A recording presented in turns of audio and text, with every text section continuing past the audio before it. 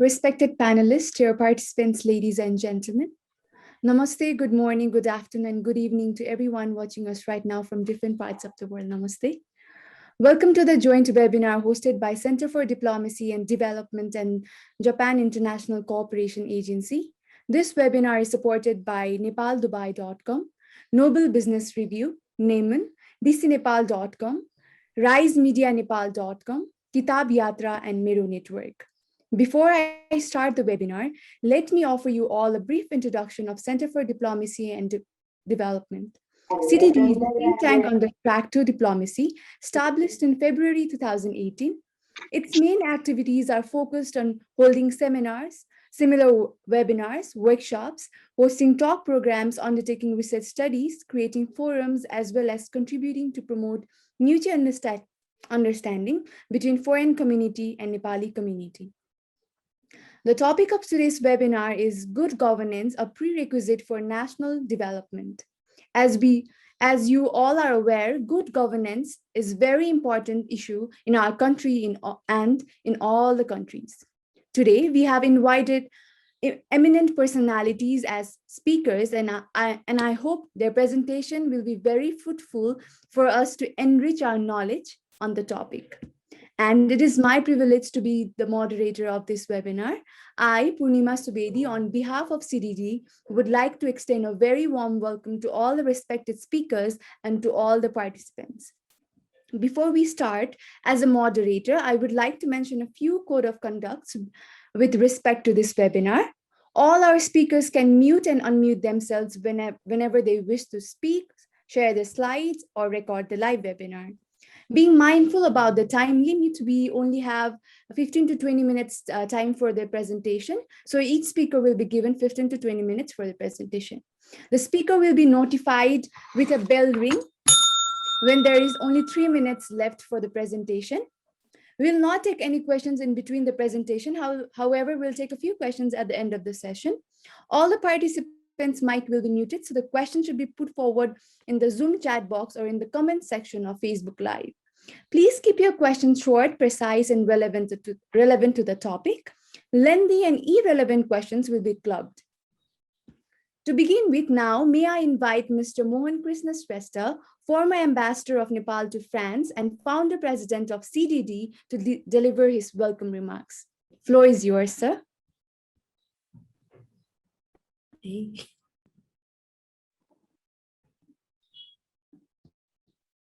On mute, please. Mohan, sir. I think your mic is on mute. Yeah, sorry, that is your problem. Sorry for that. Thank you, moderator Purnima ji. Can you hear me now? Hello? Yes, sir. Yes, sir. We can hear you. Okay, once again. Thank you, moderator Purnima ji. Respected Professor Dr. Bishambar Pyakurial, Professor, former ambassador and founder chairman of Institute of Strategic and Socio-Economic Research, Ms. Padmani Pradhananga, President of Transparency International Nepal, Mr. Akimichu Okubo, Senior Representative, JICA Nepal Office, friends, guests, well-wishers at home and abroad, namaste, good evening, and good morning. First of all, on behalf of CDD, I would like to extend a very warm welcome to all of you for attending this webinar, accepting our invitation. As you all know, CDD has been organizing such webinars from time to time on the issues of topical importance. Taking this opportunity, I also profusely thank and appreciate Japan International Cooperation Agency, JICA, and in particular its Chief Representative, Ms. Yumiko Asakuma, for extending support as a co-host of this webinar. Today we have as a topic, good governance, a prerequisite for national development. This is a very important issue in our country and beyond. Good governance indeed carry a large meaning. It can be applied even to a micro level from our homes or society, institution to the country. When there is good governance, there will be peace, stability, equanimity, and sense of ownership. In good governance, decision-making process play a pivotal role. Participation of the masses, consensus-oriented, accountable, transparent, responsiveness, effective and efficient administration, equitable and inclusive characters, plus rule of law are the main components requisite for good governance. Today we have with us three very eminent persons to speak on this theme. They bring with them a wealth of knowledge and information to share with us. I'm sure we all will benefit from their presentations. Dear friends, while we make a quick survey of the countries around the world, we find there are a few countries where good governance indeed has been a hallmark of the political system and administration, especially Scandinavian countries like Denmark, Finland, Norway, and Sweden are largely cited as excellent examples of good governance in the world, while in our own recent region, countries like Japan, Singapore, and Korea are cited for good governance. Quality public life and rule of law are the main basic foundations for successful good governance in these countries. Then a question arises, what governments must do to achieve the objectives of a good governance? It means that a country must possess institutions for public service which are efficient, corruption-free, and pro-public oriented. Countries' infrastructures, particularly in the fields of communication, education, health, and transportation, must be well built to serve the people better. Time demands that public services must improve, corrupt practices at public institutions must be controlled and even eliminated as much possible. In this age of digitalization, it seems possible in the long run if there is a firm commitment of the government leadership to provide efficient and corruption-free services to the people. The target of good government might be achievable. Corruption is the main enemy of a good governance. Similarly, another aspect which needs careful attention of the government leadership is the maximum mobilization and utilization of the public resources for national development. It is but natural that governments raise funds from public through taxation and other means for investment in the development activities. Herein lies the need for carefulness not to misuse of public funds. Moreover, the money government borrows from foreign sources must also be very efficient and properly without any leakages. As borrowed money or funds are repaid from the taxes paid by the people, it becomes a very sacred duty for the government leadership to handle such funds with utmost care and attention. Money must be invested only in the viable projects which accrue direct benefit to the public. Dear friends, as our country is also marching in the path of economic development, we need good governance at all levels of public life and in the government machinery. I hope we'll be hearing more from our eminent speakers in a more focused and exemplary ways in this regard. With these few words, I once again thank our distinguished speakers and all our friends and guests for attending this webinar. Thank you. Thank you, sir. Our first speaker today is Professor Dr. Biswambar Pyakuril. Let me present his brief introduction. Professor Pyakuril is an erudite person with high social standing. He is the founding chairman of Institute for Strategic and Socio-Economic Research based in Kathmandu. He has also served as ambassador of Nepal to Sri Lanka and Maldives. Almost for 40 years, he has taught as professor of economics at Tribhuvan University. Professor Pyakuril completed his postdoctoral research from the University of Maryland, College Park, USA. He has been a professional associate in the East-West Center, Honolulu, a social in residence of the Rockefeller Foundation in Italy, and a visiting scholar at IFPRI in Washington, D.C. He is the chairman of Intergovernmental Organization, South Asia Cooperative Environmental Program, and a member of the Governing Council of Colombo Plan. Professor Pyakuril has been a member of Board of Nepal's Central Bank, chairman of High-Level Public Expenditure Commission of the Government of Nepal, a commissioner of the Independent South Asian Commission on Poverty Alleviation SAARC. Professor Pyakuril has authored and edited 13 books and published hundreds of research articles in accredited national and international journals. Professor Pyakuril has been an international consultant to the World Bank, IFC, ADP, UNDP, UNCTAD, and many specialized agencies. Floor is yours, sir. Thank you. First of all, let me sincerely thank Center for Diplomacy and Development for inviting me in this webinar and giving me access to your forum. I was looking forward to be here since awfully long time. So I'm happy this afternoon. Although, the issues under governance covers a wide spectrum of different perspectives, it will be extremely difficult for a university professor who spent more than 4 decades at university teaching So I used to take a lot of time. I always gave 2 classes a week and then continued my classes for 3 hours. So winding up this discussion program in 20 minutes would be a great challenge for me, but I will try my level best. So since you said that there will be a bell ringing to warn us about the time, so let me begin with defining the term what governance is like. Governance have, first of all, different forms.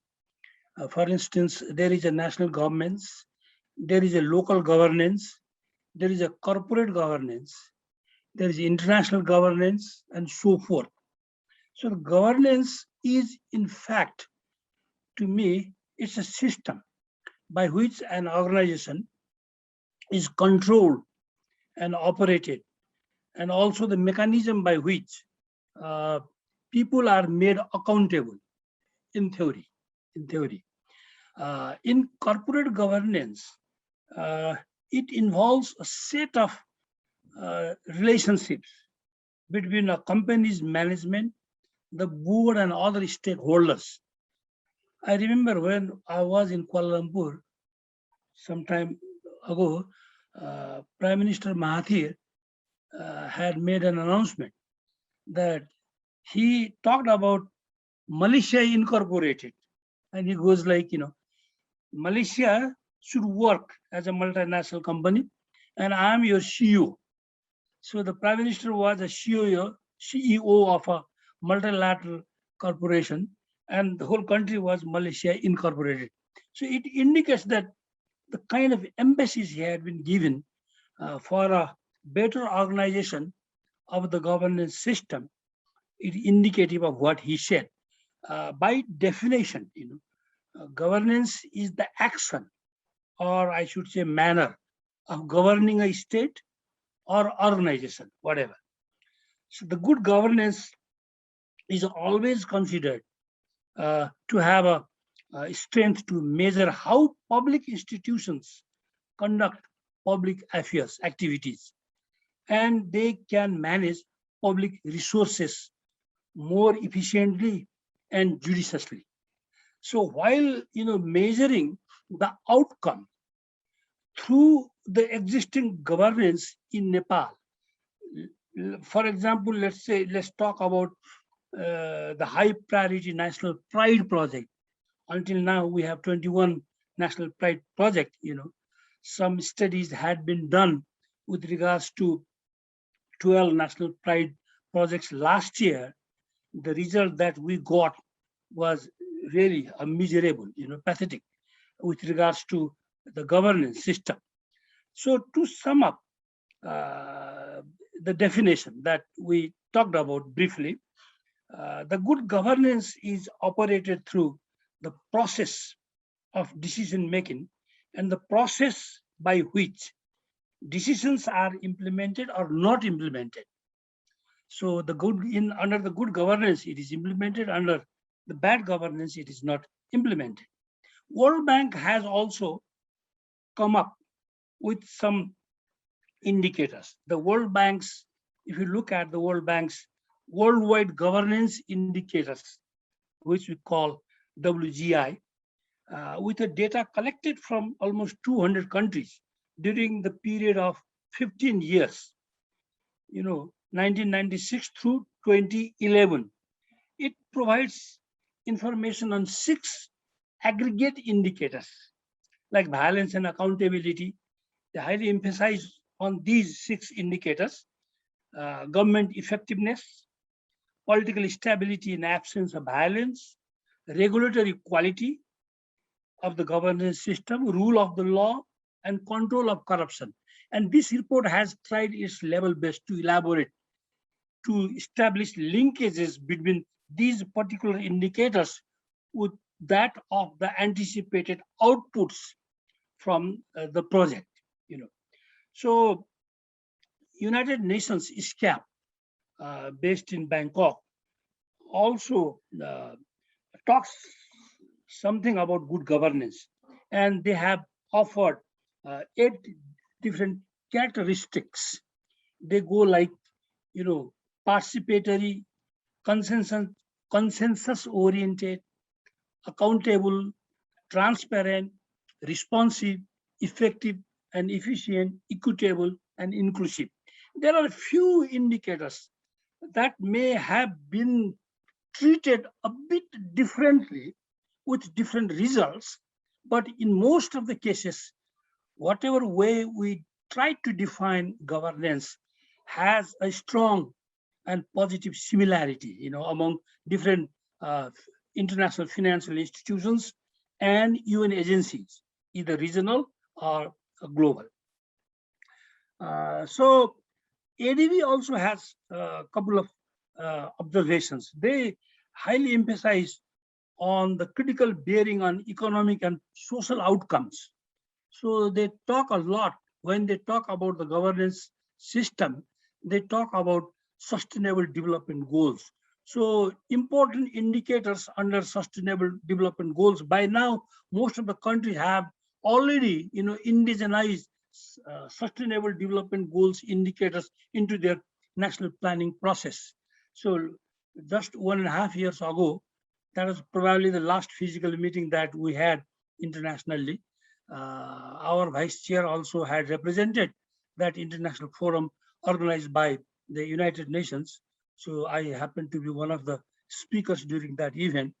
And after indigenization of the key indicators of SDGs in our governance system, the result was not very encouraging. In fact, we do have that result available at the National Planning Commission already.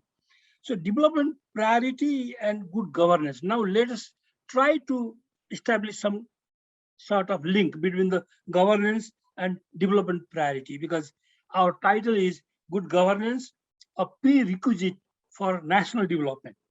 Lately, the development priority has been public sector governance and anti-corruption, especially in the wake of the COVID-19 pandemic. Our Office of the Auditor General had brought out a long report last year, not this year's report I'm talking about. So it was identified there has been almost this year also. Now we have very interesting and alarming findings with regards to the corruption in Nepal. So last year, the total amount, the missed opportunity that this country's treasury had was almost 3 trillion rupees. So it means that, if the governance system fails to control corruption, for instance, the size of the GDP, on the one hand, because of this pandemic, we already have a negative growth last year. And this year also, we are not very much hopeful. Asian Development Bank had brought about 2 major changes in their estimates. So, achieving 3% growth rate by Nepal would be a dream coming true, in our part. So when there is a shrink in the GDP and, tons of money goes out of the hand of the government because of the corruption, then talking about the overall welfare of the people and prosperity becomes a distant dream. So recovery and resilient service delivery was equally pronounced by different multilateral institutions as well, except the UN. We have a couple of empirical research done. The study that examines the connection between the worldwide governance indicators as developed by the World Bank itself, about which I told you. They have some very specific aggregate indicators, 6 aggregate indicators. So the study very recently examined the connection between the worldwide governance indicators in 111 high and low income developing countries. This study undertook the time series data beginning 1996 through 2018. So to see if indicators have a positive or negative effect on the per capita GDP and therefore our economy, of course. So was there a positive link between these indicators with the per capita GDP and economy as a whole? The overall finding was rule of law and control of corruption have a positive effect on developing countries' GDP, where voice and accountability had a small negative effect on GDP. So this is very interesting sort of findings. So the findings suggest rule of law and control of corruption is extremely important to drive economic growth. So this is available in Journal of Social and Economic Development, volume 23. The other studies, for instance, however, reveal the governance reforms have not always resulted in the expected improvements in development outcomes and poverty reduction. As the success of governance reforms is often conditional on political factors, However, bad governance impacts negatively on poor and institutions. So there is a strong and positive correlationship between the political instability of the country and developmental outcome. The study offers some policy recommendations to the donor community, even, by emphasizing on demand side governance, not top to bottom sort of approach, by emphasizing on demand side governance as survey results is oftentimes promising where citizens have been brought into governance interventions. So government, the people do have their own sort of voices. So listening to their voice and linking their voices with the given indicators may give us some sort of different results. World Bank a couple of years ago had conducted a study, a voluminous study. It was part 1, part 2 on the voices of the poor. So exactly that is what been done. And governance, now I think Nepal's priority, coming back to Nepal's priority, I think, as there is a big challenge to bring about the balances between the human life and economic recovery. Well, many of our development colleagues also are sometimes hopeful that Nepal would sooner be in a trajectory of V-shaped recovery. Well, in reality, V-shaped recovery is the V-size sort of achievements. Initially, because of the lockdown and the intensity of the pandemic, everything falls down. Like what happened in our case, tourism sector were almost dead. There is no hotel business going on, no trekking, no mountaineering, no river rafting, nothing. Similarly, on the other hand, the intensity of the infection was so high, government was just lost. Hospitalization problem, a problem developing in a new additional infrastructures had been a global problem that we know. But the countries where there had been a strong governance system developed already, it didn't take much time.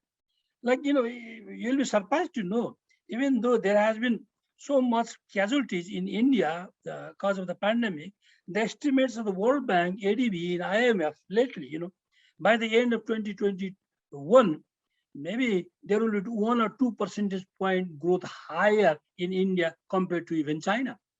So, where the bureaucracy is pretty strong, where the governance system is visible and accountable, things do change, So we shouldn't be saying like, other countries did well and then we couldn't do it because they also had a same supply side constraints, globally. But, when they did it, when there was a 1997 Southeast Asian currency crisis, when there was a 2008 global crisis, so I have 2 to 3 minutes left, right? So global crisis, and then what had happened? Even for the highly developed country, to bring back the employment regime at SAPE took almost 1.5 years. So here in Nepal, all of a sudden, what we say, like, if there has been a 1 percentage point higher growth this year, we go like, now Nepal will be on a path of V-shaped recovery. So we should be optimistic, but we should take this statistical information with caution. This is my suggestion. So our major focus now should be on maintenance of people's health by developing infrastructures, physical infrastructure. If you look at the budgetary allocation in Nepal's health sector and education sector, by principle, it has to be higher compared to other sectors. So the rate of growth of budgetary allocation in health and education has always been greater compared to other indicators, sectors in Nepal. So this year, for next 2 years, it is not very much surprising. We have a higher distribution. So merely, distributing cash liquidity for the people in hand and increasing the household income so that it may help consumers spending, and there should be a higher demand in the market by the individual consumer. So there is a question of aggregate supply versus aggregate demand, and the economy will be under the good shape. So if you don't do that, if you merely distribute the money, it will be like, there is a buzzword in developing economies, we call it helicopter money. So, distributing liquidity in the hands of the people without any planning, without any good governance, it will be pretty much risky. The whole economy would be much more inflationary. With this word, if there is a floor open and then there comes a lot of other questions, I have a couple of dozens of issues to discuss, but I would be happy to spoil time for other speakers. With this, I would like to thank you again. Thank you. Thank you very much, sir. If anybody has questions, we'll take the questions at the end of the session. So we'll just continue with the speakers. Now, welcoming the next speaker, I would like to invite panelist Ms. Padmini Pradhananga. She's the first elected women president of Transparency International Nepal. She got elected to this prestigious post on 4th January 2021 after years service at TIN in various other posts. Ms. Pradhananga had completed her master's degree in humanities and bachelor's degree in education, food and nutrition from Tribhuvan University. She started the social work since 1980, being associated with the underprivileged children's education program in Nepal till 1993.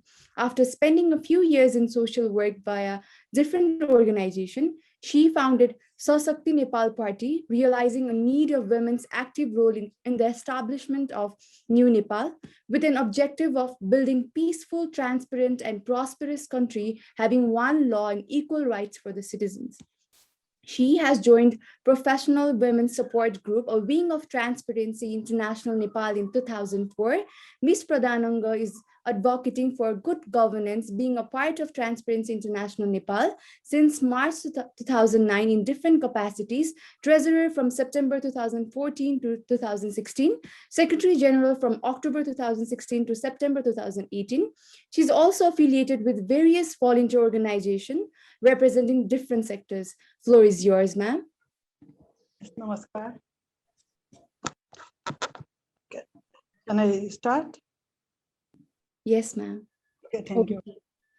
नमस्कार आयोजक मित्र र सहभागी मित्रहरुमा म चाहिँ नेपालीबाट बोल्दैछु transparency international नेपालको तर्फबाट चाहिँ मलाई केही कुरा राख्न समय दिनु भएकोमा त्यसलाई चाहिँ धन्यवाद दिन चाहन्छु भ्रष्टाचार नियन्त्रणको एजेन्डामा विगत 26 वर्षदेखि कार्यरत त्यही नेपालले नागरिक पहरेदारीको भूमिका खेल्दै आएको छ आजको विषय सुशासन राष्ट्रको विकासको आधार भन्ने रहेको छ हाल देश चाहिँ हाल सुशासनको अवस्था नाजुक रहेको छ संविधानको निर्माण र झन्डै 2/3 सरकार आएपछि जनताले संस्थागत सुशासन बढेर जाने भन्ने जाने, सङ्घीय संरचना सुदृढ हुने र आम नागरिकको जीवनमा सकारात्मक प्रभाव पर्ने भनेर गरेको अपेक्षा चाहिँ कार्यान्वयन भएन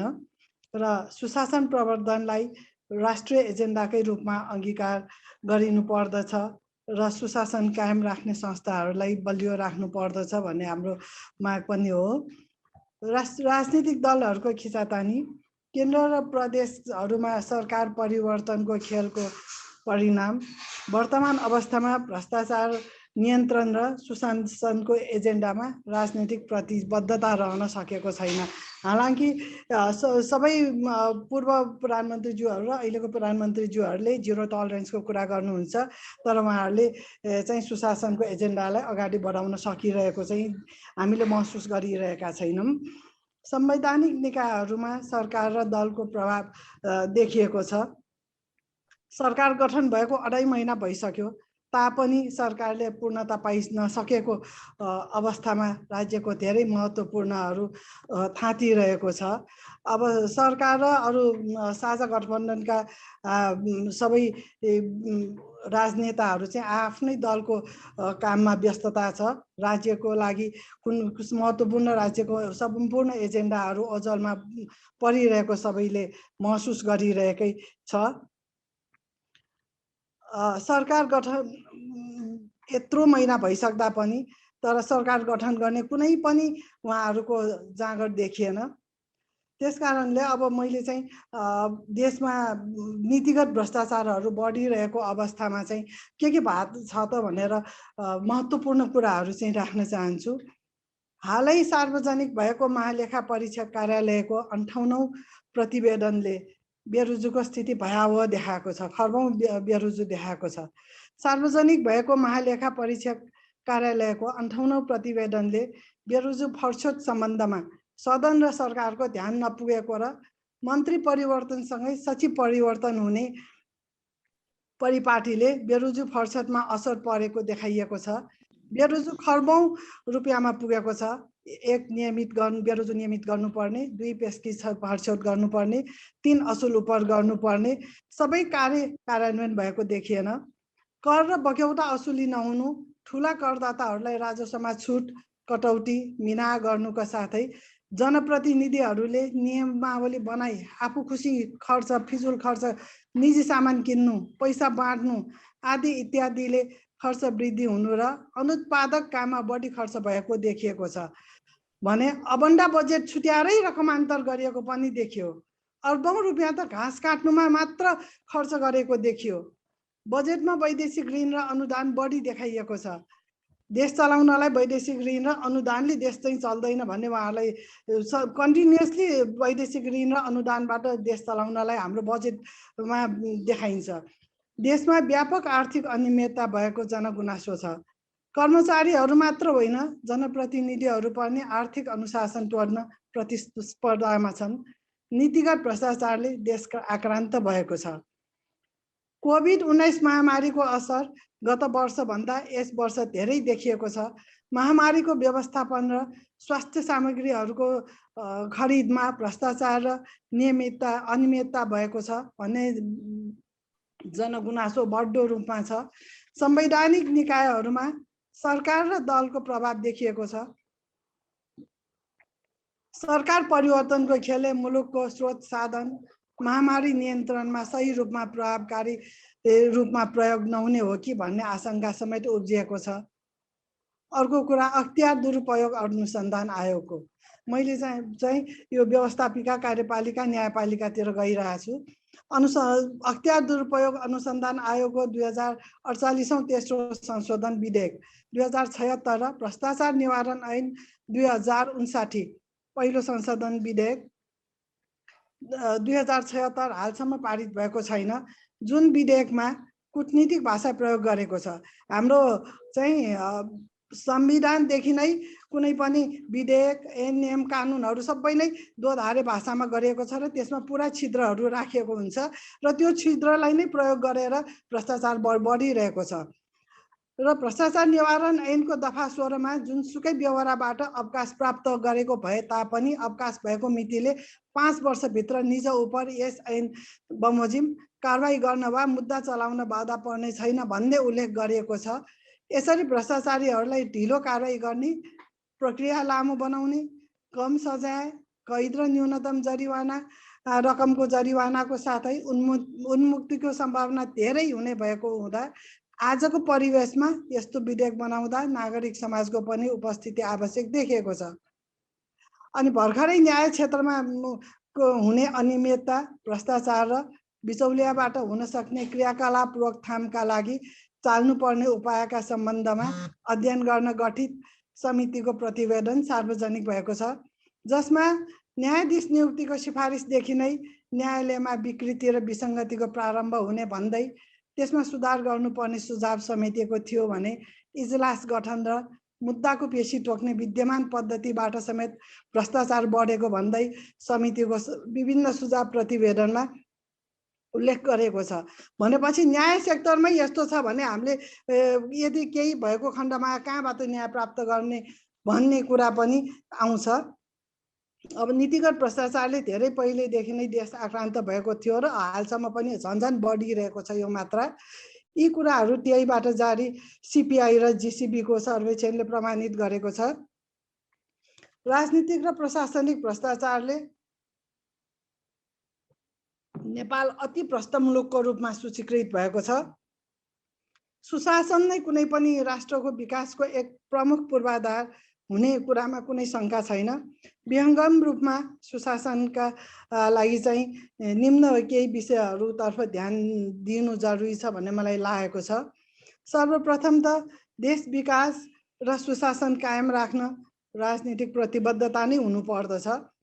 राजनीतिक प्रतिबद्धता बिना कुनै पनि देश सुशासनमा जान सक्दैन र भ्रष्टाचार नियन्त्रण गर्न सकिँदैन। राजनीतिमा गएर सरकार चलाउनु भनेको नै सुशासन कायम गर्नको लागि हो भन्ने मूल मर्मका साथ हुनुपर्छ भन्ने हाम्रो मान्यता हो। पारदर्शिता, उत्तरदायित्व, जवाफदेहिता, देश र जनताप्रति केन्द्रित हुनुपर्छ राजनीतिज्ञहरू, यो नै मूल कुरा हो। त्यसपश्चात भ्रष्टाचार, अनियमितता आदिलाई न्यून गर्न नियन्त्रणमुखी संयन्त्र सशक्त, निष्पक्ष र प्रभावकारी हुनुपर्दछ। त्यस्तै सार्वजनिक सेवाको व्यवस्थापन नागरिक र पिछडिएका वर्गलाई लक्षित गरी गरिनु पर्दछ। सरकारको काम कारबाही निष्पक्ष र पारदर्शी रूपमा सम्पन्न हुनुपर्दछ। निजी क्षेत्रमा संस्थागत सुशासनसहित स्वच्छ प्रतिस्पर्धात्मक वातावरण प्रवर्धन गरिनु पर्दछ। लोकतन्त्रका प्रमुख र आधारभूत संरचनाहरूमा सङ्गठनात्मक सुधार जारी रहनु पर्दछ। न्यायिक स्वतन्त्रता, सदाचार र क्षमता वृद्धि गराउन सरकारबाट पहल हुनुपर्दछ। स्थानीय निकायबाट गरिने सेवा र राजस्व परिचालन थप जवाफदेही बनाइनुपर्छ। सुशासनका विविध आयामबारे विद्यालय स्तरबाटै शिक्षा सुरु गरिनु पर्दछ। समय समयमा सार्वजनिक सेवा प्रवाह र सरकारको काम कारबाही बारे नागरिकहरूको धारणा सर्वेक्षण गरी अपेक्षित सुधार गर्नुपर्छ। आर्थिक विकास, लक्षित बजेट र दीर्घकालीन योजना बनाइदा समानुपातिक पहुँचलाई आधार बनाइनु पर्दछ। कानुनी शासनको प्रत्याभूति दिलाउने कार्य उच्च राजनीतिक र प्रशासनिक व्यक्तिहरूबाट हुनुपर्दछ। दात्री निकायबाट सहयोग हुने विकास निर्माणमा सार्वजनिक खरिद प्रक्रियालाई विशेष अनुगमन गरिनु पर्दछ। उपरोक्त सुशासनका विषयमा यथोचित ध्यान दिन सके देशले प्रगतिको बाटोतर्फ पाइला चाल्न सक्ने भन्ने मेरो विश्वास रहेको छ। अब अस्ति नै भर्खरै अर्थ मन्त्रालयद्वारा एउटा विज्ञप्ति निकालिएको थियो। त्यो विज्ञप्तिमा अलिकति भाषा चाहिँ दोधारे भाषा, दुई अर्थी लाग्ने भाषाहरू र विवाद अलिकति भएको भाषा भएको छ। त्यसमा चाहिँ अनि टिआई नेपालले जुन एउटा अर्को विज्ञप्ति निकाल्यो त्यसमा चाहिँ गैर कानुनी रूपमा मुलुकभित्र वा बाहिर उच्च राजनीतिक प्रशासनिक र व्यावसायिक व्यक्तिहरूबाट भ्रष्टाचार वा कलछली गरी लुकाइएको कालो धन वैध बनाउन सहयोग पुर्याउने यो प्रस्ताव स्वीकृत भएमा यसले भ्रष्टाचारलाई प्रशय दिने, कर छली बढाउने, नियमित करदातालाई निराश बनाउने, कालो धन सम्पत्ति शुद्धिकरण तथा निर्मलीकरण हुन जाने र नीतिगत भ्रष्टाचारको नमुना हुने निश्चित छ। यो कार्य नेपालको संविधानको भावना, अन्य कानुन र भ्रष्टाचार विरुद्धको अन्तर्राष्ट्रिय प्रतिबद्धताको विपरीत पनि हुन जान्छ भनेर हामीले निकालेका थियौँ र त्यो निकाल्दै पनि जुन पूर्वाधारहरूको क्षेत्रमा लगानी गर्दा लगानीको आय स्रोत खोजिने छैन भन्ने व्यवस्था 2078 असोज 4 गते गरेका थियो। त्यो चाहिँ नेपाल सरकारको अर्थमन्त्रीद्वारा संसदमा पेश गरेको आर्थिक आयकन 2058 को संशोधन प्रस्तावमा अवैध धन वैधानिक बनाउने भित्री उद्देश्य लिएर जुन गरेको छ त्यो चाहिँ हामीलाई मान्यता छैन र यो सम्बन्धी चाहिँ अलि धेरै कुनै पनि कसैले पनि यसमा आवाज उठाएन। किनभने अहिलेसम्म जुन मुलुकले तिर्न बाँकी खर्बौं रुपियाँ पनि देखाइएको छ र पोलिसी करप्सनमा चाहिँ हामीले भन्नुपर्दा व्यापार घाटा भयो भनेर ढुङ्गा गिट्टी बालुवा आदि निकासी गर्न पनि दिने, जुन आएर इलेक्ट्रिक भेहिकललाई चाहिँ प्रमोट नगर्ने भयो। यीहरू सबै हामीले चाहिँ थाहा पाउन सकिन्छ कि पोलिसी करप्सन कस्तो हुन्छ। पोलिसी बनाएर करप्सन गर्दाखेरि सानो जनताहरूलाई थाहा हुँदैन र एजुकेटेडहरूलाई मात्र थाहा हुन्छ कि यहाँ पोलिसी करप्सन भएको छ भनेर। र मुलुकले तिर्न बाँकी खर्बौं रुपियाँ छ, व्यापार घाटा भइरहेको छ भनेको छ, कुनै डेभलपमेन्ट भएको छैन र त्यो पैसा कहाँ गयो र त्यो पैसाहरू सबै अब स्विस ब्याङ्कमा नेपालीहरूको पैसा छ भन्ने कुराहरू पनि आइरहेको छ र अझ 2019 मा भन्दा 2020 मा दोब्बर भएको छ भन्ने पनि आइरहेको छ र अहिले आएर फेरि यो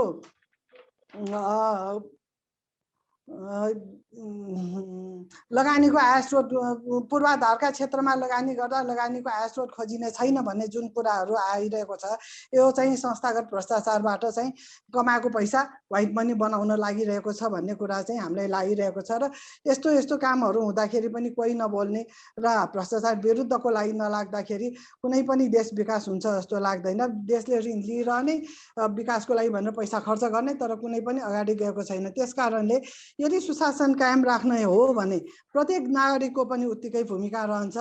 सुशासन र भ्रष्टाचार नियन्त्रणको अभियानमा सबै जुटौँ भन्दै मेरो यो छोटो मन्तव्य यही टुङ्ग्याउँछु। यहाँहरूको केही जिज्ञासा भए समाधानको प्रयत्न गर्दछु र कुनै पनि राज्यमा सुशासन प्रणालीलाई सुदृढ पार्न सक्यो भने मात्र देश विकास हुनेछ, अन्यथा कुनै पनि विकासका लक्ष्यहरू समेत पुरा नहुने देखिन्छ।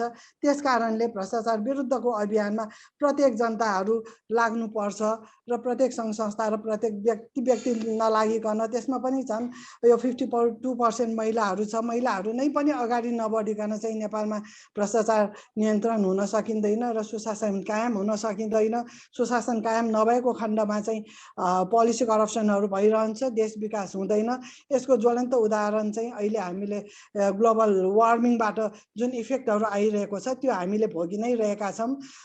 यति भन्दै म आफ्नो मन्तव्य यहीँ टुङ्ग्याउँछु र केही प्रश्नहरू छ भने चाहिँ पाऊँ म त्यसको जिज्ञासा मेटाउने प्रयास गर्दछु। हस्त नमस्कार। Very धन्यवाद ma'am. Thank you so much for explaining the role of women in corruption and governance. Now continuing, may I now invite next panelist, Mr. Akimitsu Okubo, Senior Representative of Zaika Nepal Office. Mr. Okubo started his career at Japan International Cooperation Agency, Zaika, since 1998. During his professional works in Japan and in other countries, he had gained a lot of experience in legal sector cooperation, particularly as Director of Law and Justice Team of Governance Group of Zaika headquarters in Tokyo from 2014 to 2018. He was responsible in the formulation and management of legal projects not only in Nepal, but also in many nations, including Vietnam, Cambodia, Myanmar, and West African countries. On the other hand, in order to raise awareness of legal cooperation in the public, Mr. Okubo took initiatives in editing a publication titled Legal Cooperation in Japanese Style in 2017. Mr. Okubo arrived in Kathmandu in August this year and started his work putting more emphasis to promote governance cooperation between Japan and Nepal. He has a bachelor's degree in law from the University of Tokyo and a master's degree in law from Cornell Law School. Floor is yours, sir. Thank you, Ms. Thank you, Ms. Purnima, for introducing me. Namaste to all of you. And Mr. Mohan Krishna Shrestha, a founder and president of CDD. Thank you for allowing me to attend this webinar. I hope my voice is being heard. Yes, sir. Yes, sir. We can hear you clearly. Thank you very much. Today, I am a little bit nervous because I don't have any scholarly or any other particular achievement in the past. But from the practitioner's point of view, I would like to introduce JICA's legal sector cooperation and its culture of side-by-side. I am going to use a slide.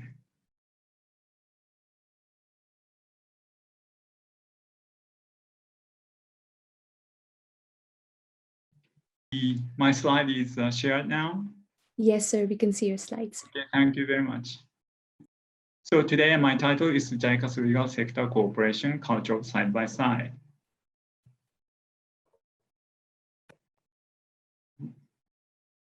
My name is Okuba Kimitsu. I joined in JICA in 1998 and having experience of legal sector cooperation in Nagoya, which is a central part of Japan, and Beijing, and Law and Justice Team of Governance Group in JICA headquarters.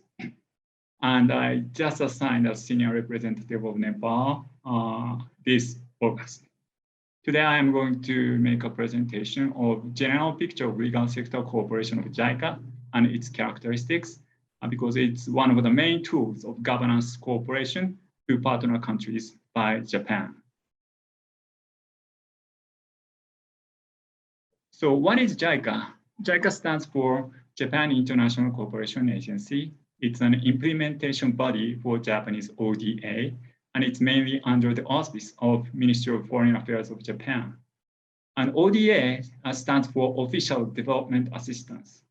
It's development assistance by government for other developing countries. ODA covers a wide range of sectors, from infrastructure to agriculture, health, education, and so on. Japanese ODA started more than 50 years ago. It's a long history. It has a long history.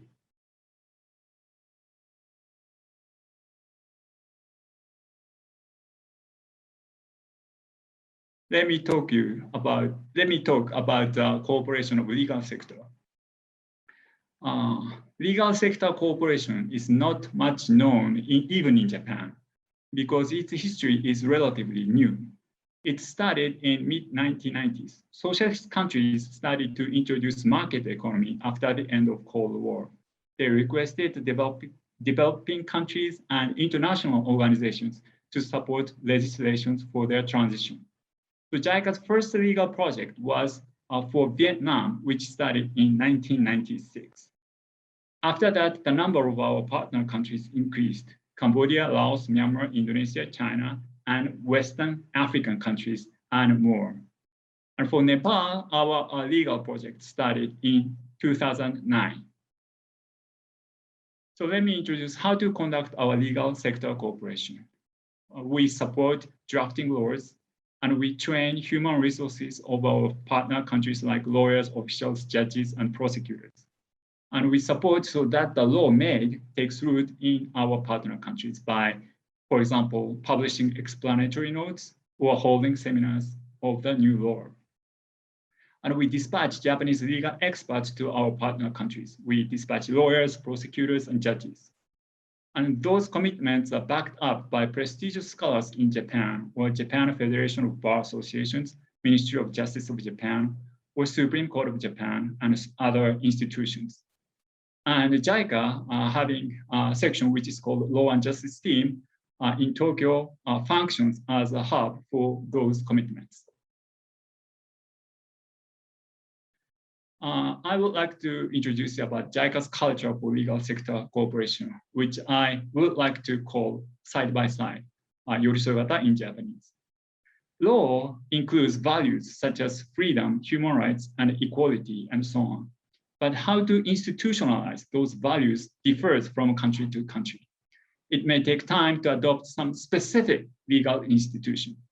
And Japanese people know those facts through its long history of modernization.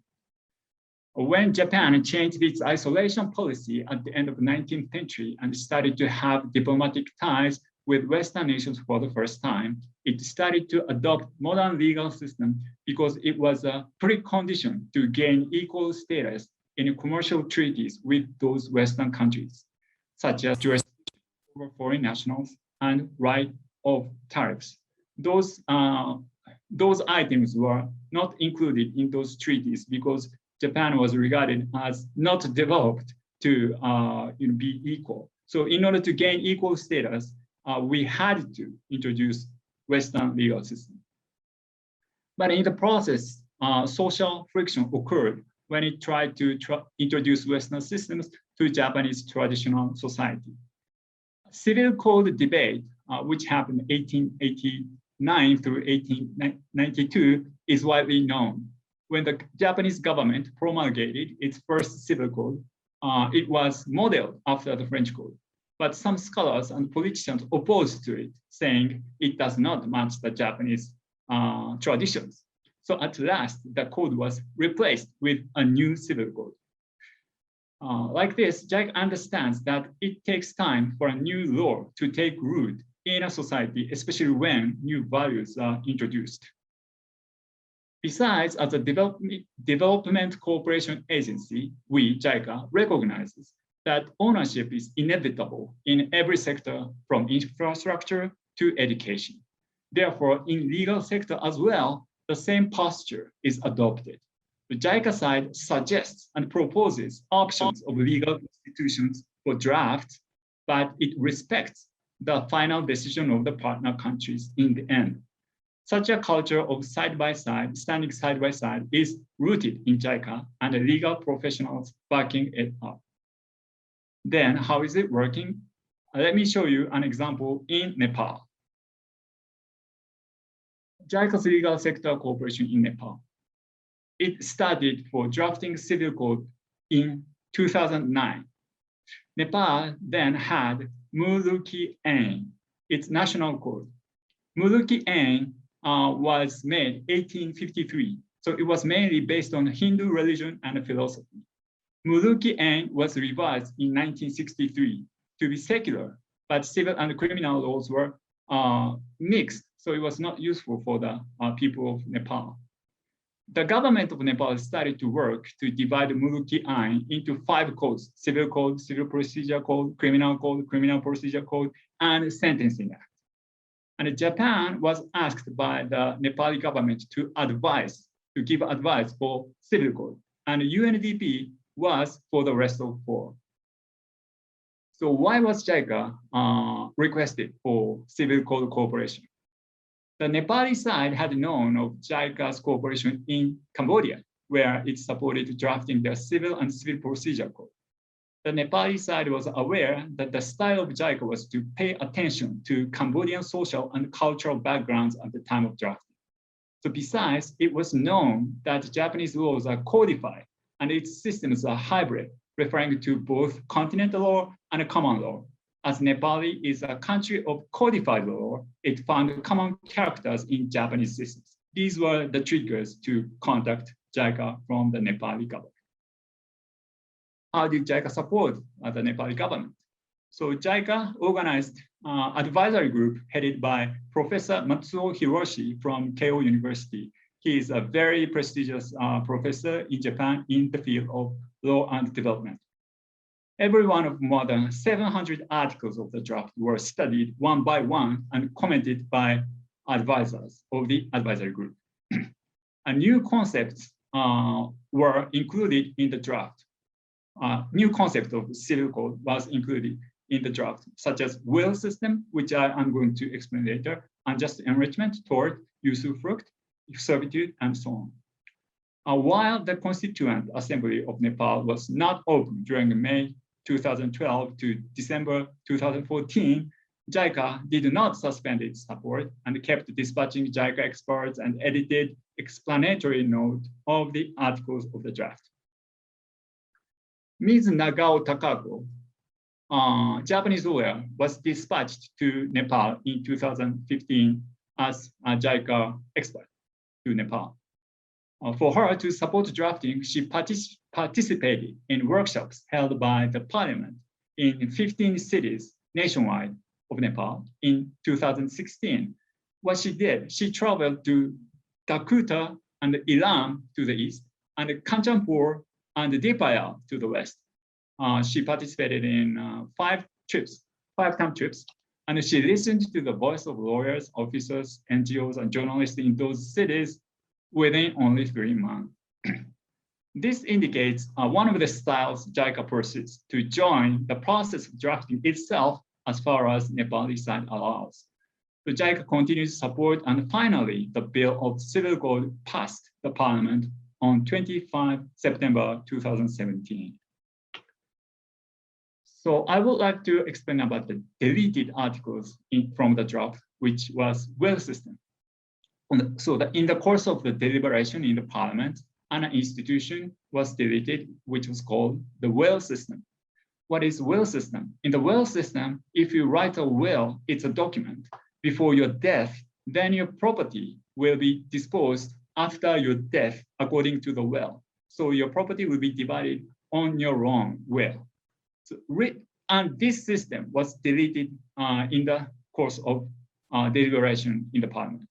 Reason to delete: if the will system is realized, property of the deceased, the dead people, will be handed only to the eldest son, and as a result, daughters cannot have the share of it.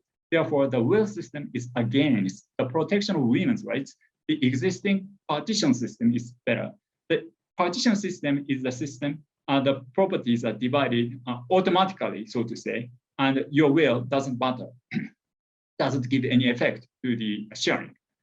So actually, Ms. Nakao, Japanese lawyer who was dispatched to Nepal, had heard the same criticism from locals in her trips all over Nepal.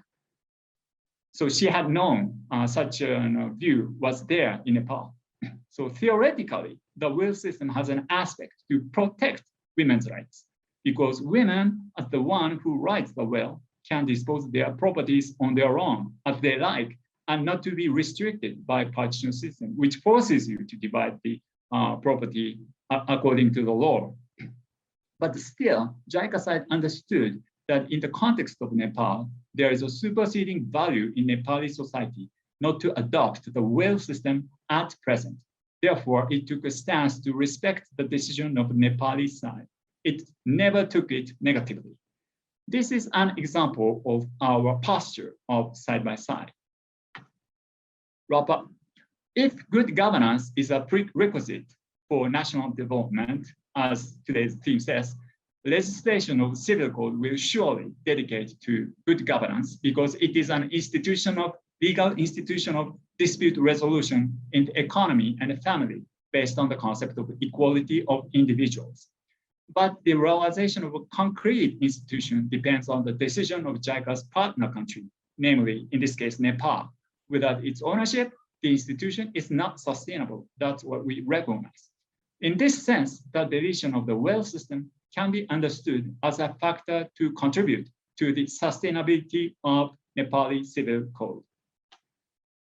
Even though JICA supported the will system in the study of draft, it does not regard the deletion of the system negatively, again, because it is commonly understood in JICA that Japanese opinions should not be imposing, and take the posture of side by side is more helpful for the sustainability of law. Of course, if the Nepali side will start revision of the civil code in the future in any part, there are a lot of people in and around JICA who want to work again. I would like to supplement another fruit of cooperation. Supporting Nepali efforts to legislate the civil code produced another fruit, which is a sense of solidarity.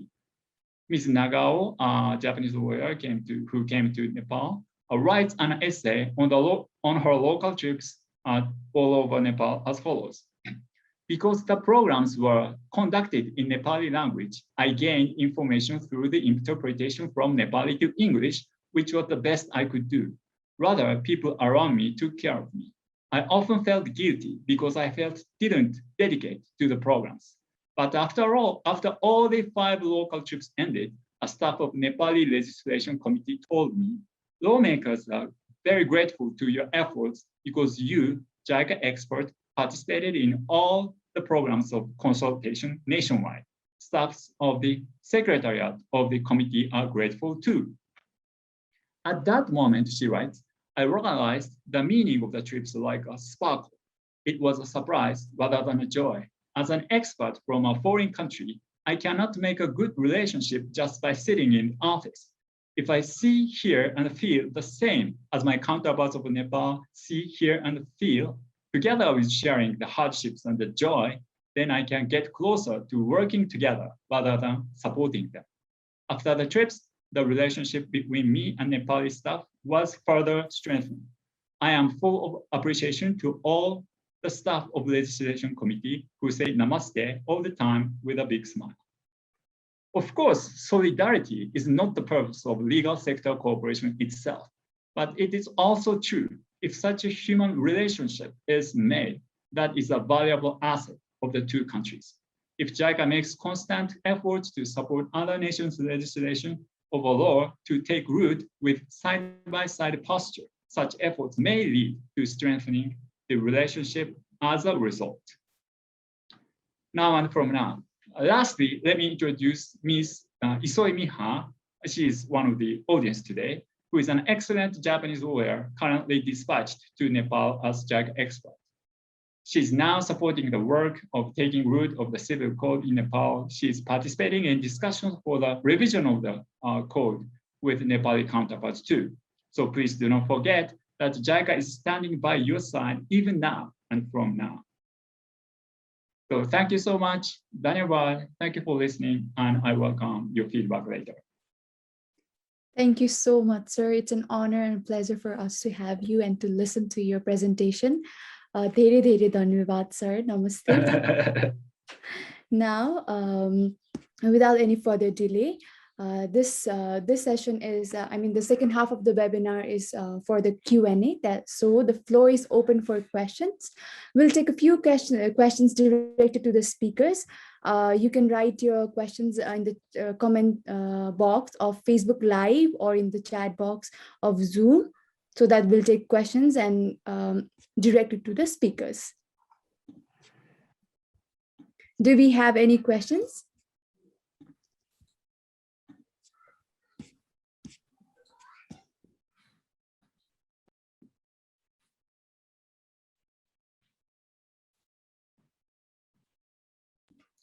I'll check our Facebook Live. If there's any questions, I will put forward it to our speakers. Can I put question? Yeah, sure, sir. Sure.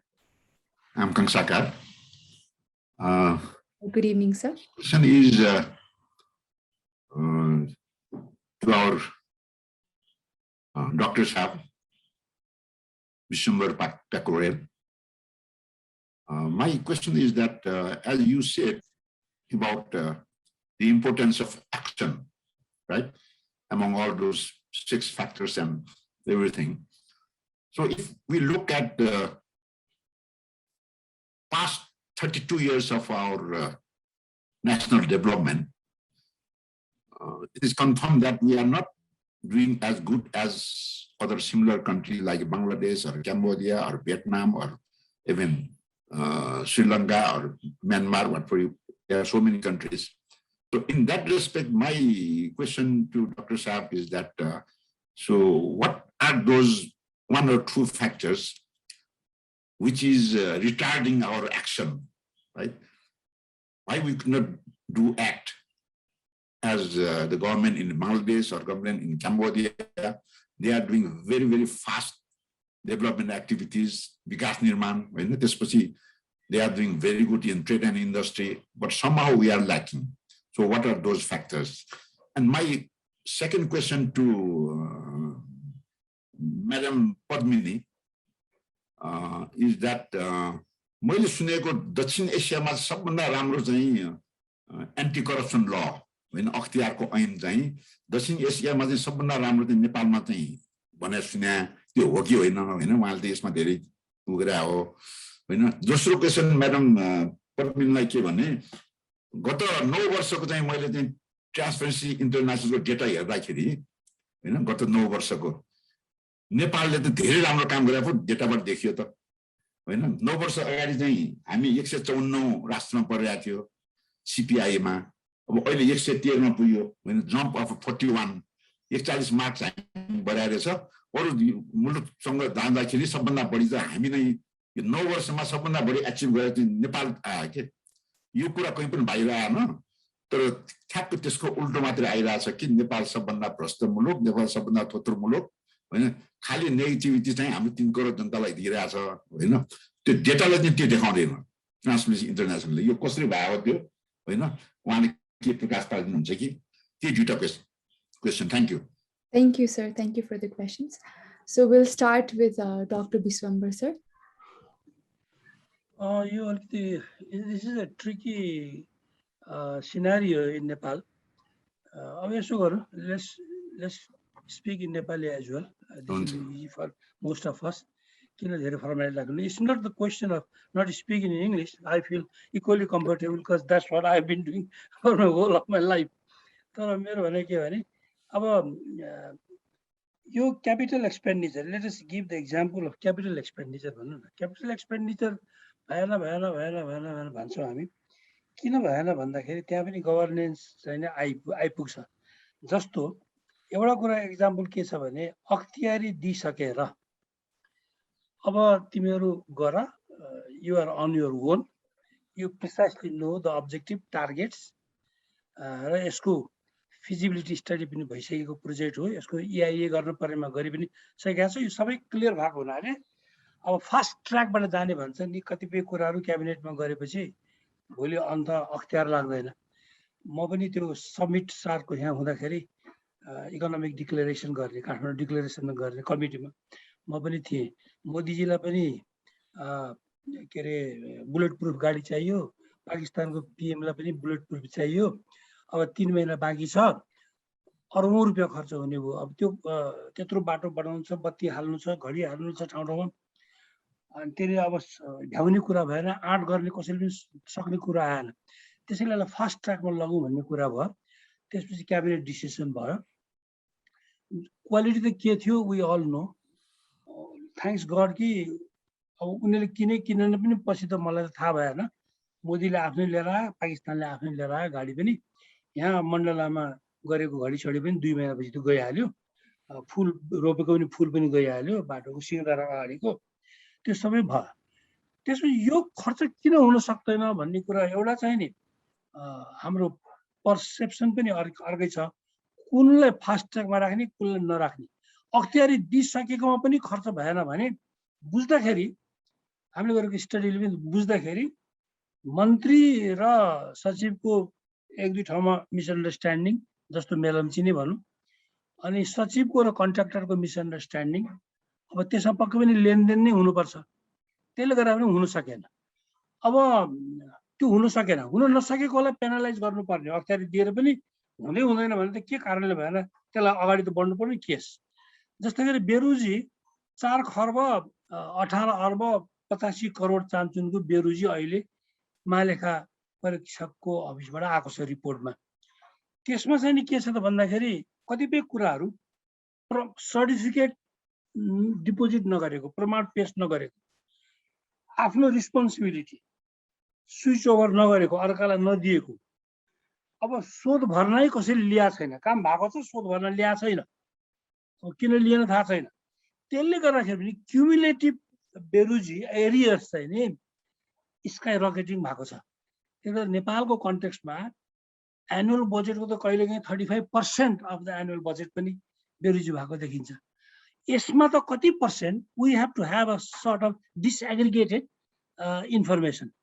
यो जुन कुरा भएको छैन नि, यो त हुने कुरा हो नि त। यो प्रमाण पेश गर्न सकिन्छ, जिम्मेवारी सार्न सकिन्छ, शोध भर्न लिन सकिन्छ, तर के पनि नगरे कि त राइट अफ गरिदिनु पर्यो, ल यो नगरे पनि हुन्छ भनेर एउटा त्यो देखियो। एउटा अब डोनरहरूले Foreign Investment and Technology Transfer Act FITA भनेर धेरै ठाउँमा वन विन्डो भने पनि 1000 डोर्सहरू छ। वन विन्डोले काम गरेन भनेपछि त्यो वर्ल्ड ब्याङ्कको कन्सल्टेन्ट भएर मैले पनि काम गरिरहेको त्यो बेलामा देयर एडभाइजर। अनि एउटा होल डोनर कम्युनिटीले नेपालमा राखेर हामीले कन्सोलिडेटेड रेकमेन्डेसन्स बनाएर दियौँ। सचिवले मिटिङसम्म पनि एटेन्ड गर्न खोज्नु भएन र मिटिङसम्म पनि भएन, त्यो त्यसै थन्क्यो। त्यसपछि क्यापिटल एक्सपेन्डिचर बढाउनु पर्यो भनेर डोनर कम्युनिटीले फेरि गभर्मेन्टलाई प्रेसर गर्यो। गभर्मेन्टको पनि हाई ऱ्याङ्किङ अफिसर बसेर couple of selected donor community पनि बसेर स्ट्यान्डर्ड अपरेसन प्रोसिज्योर भनेर बनाइयो। त्यसमा हरेक कुरा अघि जायकाको रिप्रेजेन्टेटिभले भने जस्तो हरेक कुराहरू लिगल प्रोभिजनहरू जे चाहिन्छ तपाईँलाई एभ्रिथिङ इज देयर। त्यो अनुसार कसैले काम गर्यो भने अख्तियार आउन सक्ने सम्भावना देखिँदैन, किनभने डोनर कम्युनिटीको पनि गभर्मेन्टको पनि कन्सेन्ससमा बनेको त्यो म्यानुअल हो। त्यो हामीसँग छ, त्यो स्ट्यान्डर्ड अपरेसन प्रोसिज्योर भनेर हामीसँग अलरेडी छ। अख्तियारी दिएको खर्च हुँदैन, स्ट्यान्डर्ड अपरेसन प्रोसिज्योर बनाएको छ सबैको सहमतिमा, त्यो अनुसार पनि खर्च हुन सक्दैन भनेपछि अनि टाइम ओभररन हुने, कस्ट ओभररन हुने। यो अप्पर तामाकोसीको केस लियो त सञ्चालनमा आइसक्यो। 556 मेगावाटको अप्पर तामाकोसी प्रोजेक्ट हेर्नुहोस्, 35 बिलियनमा बन्छ भनेको पछि 52 बिलियन फेब्रुअरीमा देखाइयो। अब अहिले आएर 80 बिलियन प्लस अब खर्च हुने भयो भन्दाखेरि कहाँ 35 बिलियन कहाँ 80 बिलियन।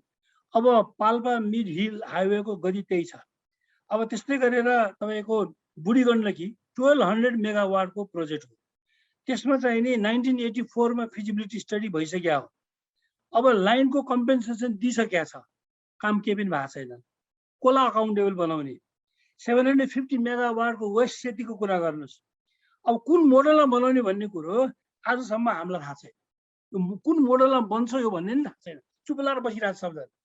अब खै गभर्नेन्स भरि त गभर्नेन्स भन्दाखेरि यो कानुनको मात्रै कुरा पनि होइन कि, त्यो मुलुकीहरूले बनाएर कानुन बनाएर यो सब गरेर हुँदैन। गभर्नेन्स भन्ने कुरा जुन डिफाइन हामीले ट्राई गऱ्यौँ त्यो अन्तर्गत हामीले केही गर्न सकेनौँ। अब अकाउन्टेबल कसले कसलाई बनाउँ भने सबै मिलेको छ नि त। यहाँ त अकाउन्टेबल हुनुपर्ने मान्छेहरू सबै मिलेका छन्। अब त्यस कारण यो तपाईँ हामी त बुढो भइसक्यौँ भन्दा थाकेर है। अब के गर्ने हो, कसरी निकास आउँछ त्यसमा स्पेसल यो सिडिडीले एउटा अब गभर्नेन्स सिस्टमले काम गरेन, कानुनी आधार पनि छ, अख्तियारी पनि छ, सम्पूर्ण चिज भएर पनि त्यो इन्डिकेटर्सले काम गरेन र मुलुकले सफर गर्यो, हामीले सफर गऱ्यौँ भन्ने कुराको लागि अब के गर्ने त भनेर 5-7 वटा केसहरू हामीसँग त्यो केसहरू पनि छ।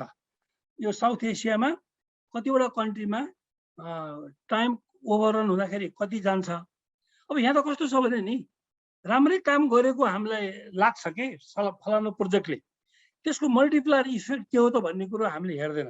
त्यो भन्ने बित्तिकै जार्गन युज गर्यो, यो इकोनोमिक्सले युज गर्ने शब्द हो भन्ने सन्दर्भमा हामीले त्यसलाई त्यो होइन। अब हाम्रो कति इन्भेस्टमेन्ट गरेको छौँ अनि त्यो इन्भेस्टमेन्टको अनुपातमा इकोनोमीमा त्यसले के इम्प्याक्ट पार्यो त भन्ने कुरा हेर्ने हो। अब इन्टरनल रेट अफ रिटर्न हरेक उद्योगपतिले आफ्नो उद्योगमा गरेको हुन्छन्। अब हामीले हाम्रो परियोजनाहरूको इन्टरनल रेट अफ रिटर्न पनि हेर्न सकेका छैन। आउट अफ कति क्यापिटल एक्सपेन्डिचर आउटपुट कति भयो भनेर केही माइक्रो हाइड्रो प्रोजेक्टका हाम्रो उद्योगपतिहरूले आफ्नो इन्डस्ट्रीमा गरेको रेट अफ रिटर्नमा चाहिँ ग्लोबल एभरेज 8देखि 12% छ। त्यसको 2 गुणा बढी पनि इन्टरनल रेट अफ रिटर्न भएको देखियो भने त्योभन्दा सुविधा प्राप्त गरेको गभर्मेन्टले नै सञ्चालन गरेको प्रोजेक्टमा पनि इन्टरनल रेट अफ रिटर्नको कुनै एक्सर्साइज नै गरिएको छैन भनेपछि अब यो गभर्नेन्समा हामीले कसलाई दोष दिने? सरकार नै सहभागी छ, सरकार स्टेबल छैन, एउटा गभर्मेन्ट आउँछ अर्को जान्छ, एउटा आउँछ अर्को जान्छ, मान्छे परिवर्तन हुन्छ। त्यस कारणले यसको लागि एउटा इन्टेलेक्चुअल डिस्कोर्स चाहिँ नि despite the fact that we have, म बेला बेलामा भन्छु कि we have a world class monetary policy, तर it miserably fails to contain inflation.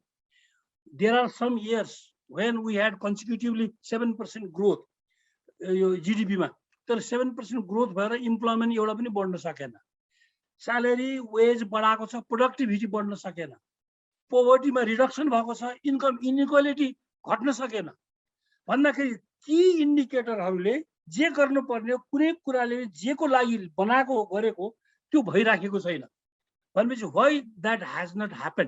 त्यो भिषय सरकारलाई तोड्नको लागि अब के गर्ने? कानुन बनाउनु, त कानुन त अलरेडी छ, त्यो पनि काम भइरहेको छैन भन्दाखेरि यो चाहिँ नि यो ट्रिकी क्वेसन पनि हो, यो गाह्रो पनि छ एन्सर गर्न भने मैले। त्यही भएर Thank you so much, sir. Being mindful about the time, हामीसँग पछि टाइम भयो भने हामी अर्को पनि प्रश्न लिनेछौँ. So we'll further continue with the program. Now, may I invite Dr. Mitra Bandhu Paudel, Vice President of CDD and Principal of LECM, to sum up the webinar. Over to you, sir. Thank you. Thank you, Purnima. Respected Chair, distinguished panelists, ladies and gentlemen, it's indeed a very informative and productive webinar on good governance, a prerequisite for national development. Well,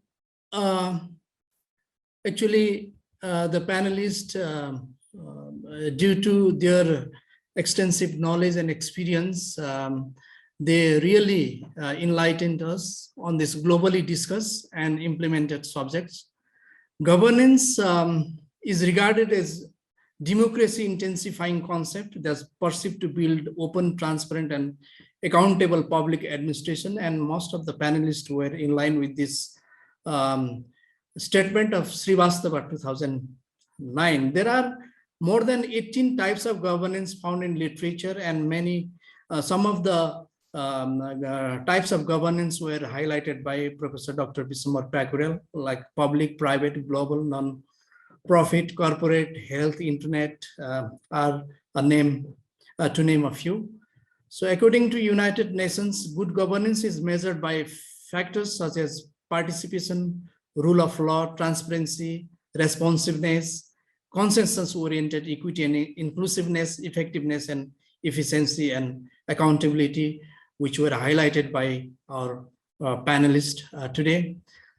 According to the report of Transparency International, Nepal is now placed 117th place with a score of 33 among 180 countries and territories surveyed in Corruption Perception Index.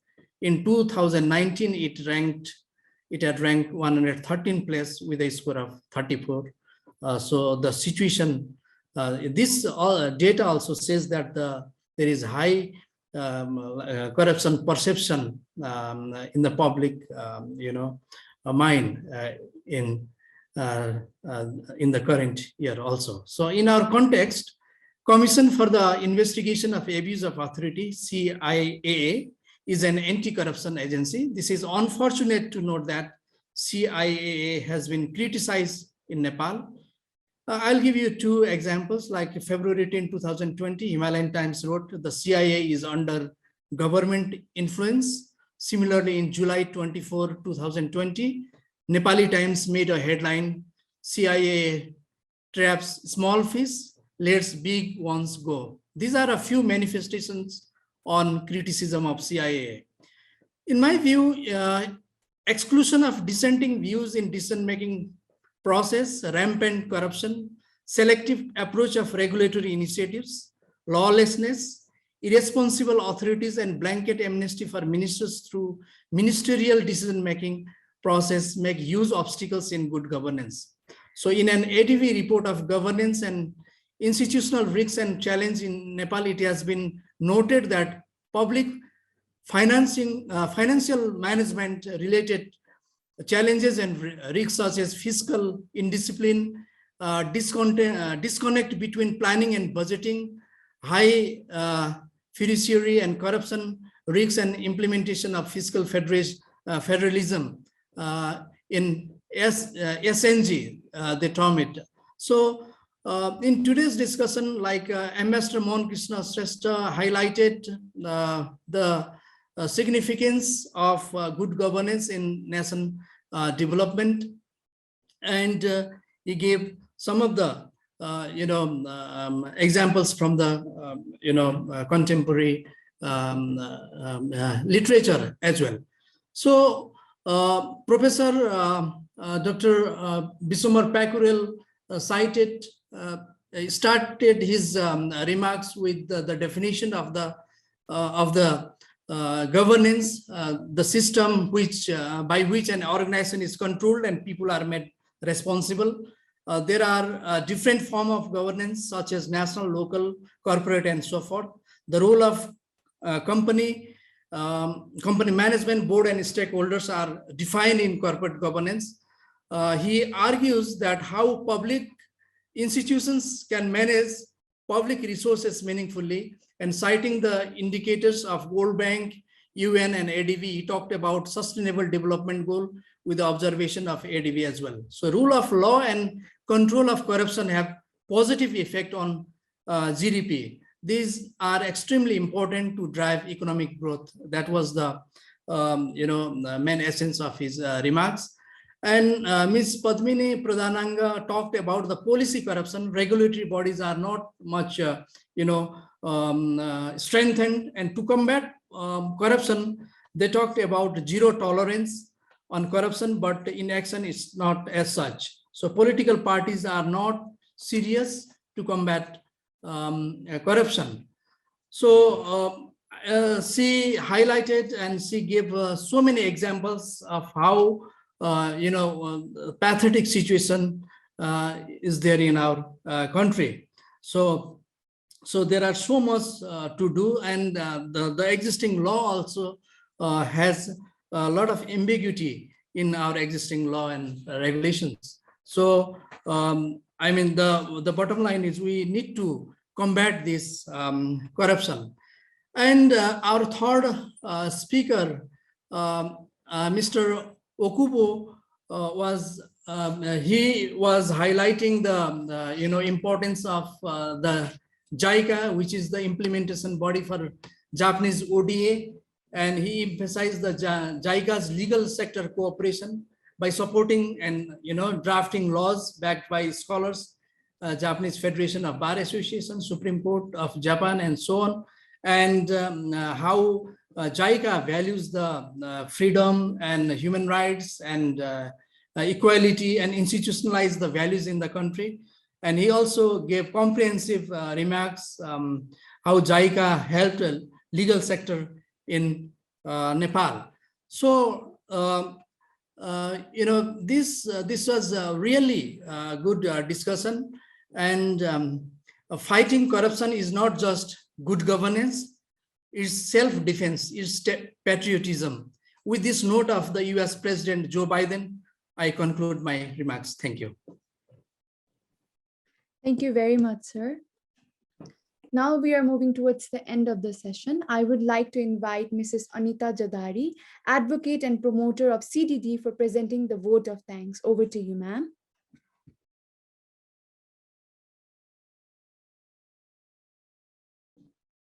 Ma'am, can you please check your mic? I think it's on mute.